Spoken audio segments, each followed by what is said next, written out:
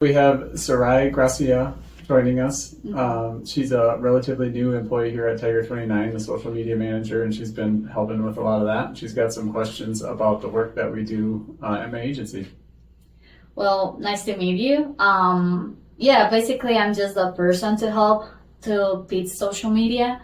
My first concern is you already saw the kangaroo video that it was created with AI. Yeah. What do you think about that video? It's pretty wild. Like it looks really real, and even if you take a closer look, it looks kind of real, or like maybe like a glitchy phone video that somebody took. It's obviously not real and not authentic, and so it really opens a lot of people's eyes to, like, number one, what's the power of AI as a tool, but number two, like, everybody is kind of nervous about the dangers of AI and like the fake things that people can do with it. Yeah, and it's really interesting because I just had a conversation with my cousin yesterday about it. She said that we are like growing in this crazy world where it's hard to identify which is real and which parts don't. And like my concern in this part is, like, as a small business owner, I think that all the industries are kind of scared right now because basically, like, the general thought right now is that the AI will replace all the industries and all the jobs. And how you think that the small business owners can take all of this that is happening right now, or how they can take as advantage the AI right now? Right. So the number one thing I think that small business owners need to do related to AI is get on a platform and just start using it somehow, some way. So go to ChatGPT. You can use it for free. Doesn't cost you any money. And then people get to the screen and they're like, well, what do I do with this? Well, it's a conversational AI. And so you can just start talking to it like you would an old college friend and start asking it questions about different things or different topics of interest to you. If you're a small business owner that specializes in a certain industry, maybe you are an income tax preparer or you are a landscaping company, something like that. Start to ask it questions about the work that you do and see what kinds of answers it is giving. And then you can start to understand it. And once you start to understand it, you'll start to think about ways, number one, that you can use it for operations inside your business to get more efficient. But number two, it's becoming a marketing channel where customers are finding local small businesses on this channel, reaching out, spending real dollars with small businesses, and it's only growing every day. And so it needs to be on your radar. Yeah, and I think that it's like really interesting also because it's a lot of people outside that are thinking like, oh, I will save a lot of money with AI and I will not hire someone again because AI can do everything for me. And it's really interesting because, yeah, like, it's not a lie that AI, it's a really good tool to start, but it's not everything, and it's also like the correct way that you use AI. Right. But I saw also another concern. I just saw a video of someone that was arguing about AI and the use in the business, and someone said like, I don't know if I feel sure to use AI for my business because at the end of the day you're giving information about your business. Right. So how secure is the AI? How you handle this? Like, what do you think about that? So I think in that regard, maybe for a small business, they want to treat AI just like conversations in the real world. Like, there's certain things in your business that you don't share with people outside your business. Well, maybe be a little bit cautious about sharing that with AI. There's other things that you're very open about and that you talk about with other business owners or maybe your bookkeeper or that kind of thing that are like not necessarily proprietary or private, but AI can provide some very useful information and feedback and insights into some of the problems that you're having. Yeah, and I think that it's also another like funny thing because it's a lot of people have this taboo that AI will take all my information and all of that, but the reality is that almost all the electronics take your information for free. Like, your iPhone is taking your information, the microphones, TVs, all the thing, the technology around you is taking information from you. So like, it's hard to avoid that they made this to you. But like, what I want to talk to you now is like, Pete Clinton, you start Tiger 29 because you want a better life, because you want to help people.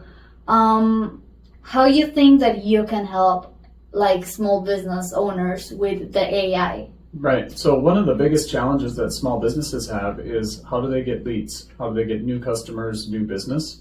And the search engine optimization work that we've done for the last 23 years has helped put small businesses in front of local customers who need their products or services. Well, now some of those customers are using AI extensively, and they're using it not only as a way to find a local business, but as a way to qualify local businesses. Which one is the best one? Which one is the one that can help me with my specific problem? And so you want to be conscious about how you're showing up in those AI searches, and we're building tools to do that. And we have tools right now for some of our clients that we're able to show them how you're showing up on AI. But beyond that, the really cool thing about AI that we're seeing is that when that lead comes through something like ChatGPT and contacts your business, the path to closing that customer has shortened dramatically because AI has pre-qualified that customer for you. They understand your business and that you can fit their need. So basically, it's just a matter of building trust when they contact you, and you've got a sale. Yeah, and I think that it's really interesting because this is like attached with the videos that we record last week, that it says the people and the way that people is looking for services or whatever things in internet, it's changing right now. Like, it's really weird that you saw that somebody's looking for something in Google. Like, now it's weird. Now, like, the new era is ChatGPT, Gemini, all of this AI. So I think that the visibility is another thing. Like, I know that you have different strategies with our team that can help with the visibility and with ChatGPT and all of that. Like, what can you explain me a little bit more about this? So a lot of the strategies for gaining visibility on ChatGPT are very similar to the strategies for gaining visibility on Google. And at the end of the day, it comes down to authority, relevance, and trust. With Google, we're trying to demonstrate that through an algorithm. And with ChatGPT, we're trying to demonstrate it through an understanding or through machine learning. I think one piece of this that's important is Google search still works. It still drives leads, and it's still probably your best ROI when it comes to an organic digital visibility. But ChatGPT, Google Gemini, Claude, Perplexity, those things are growing.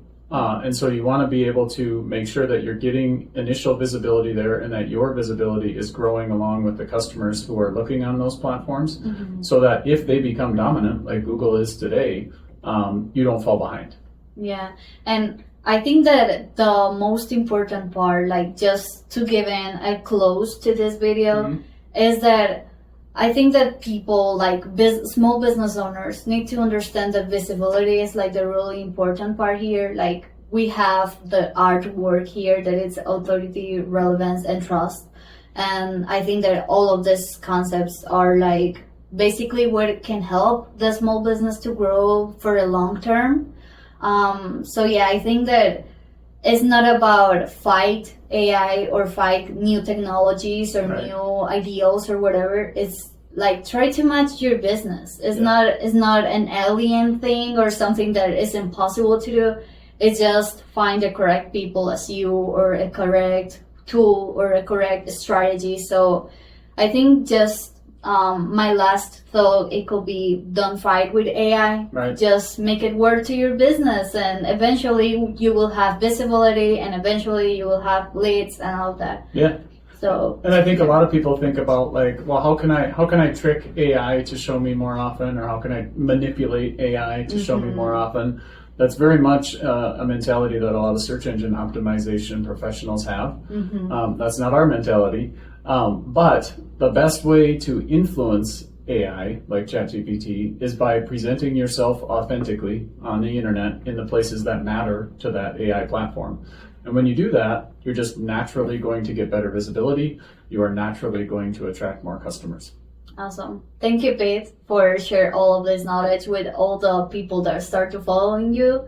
For all the people that don't know Pete, he's Pete Klangen. He's the most important part. You don't care about money, you care about people. And I think that this is like the best way that you can have business with someone. So all of you that want to learn more about SEO, AI tools, strategies, Google, everything related to internet basically, please follow Pete Klangen in all his social media. He appeared with like Pete Klangen Dutch SEO expert, or Tiger29. This is the company. So yeah, thank you for sharing us today. Thank you.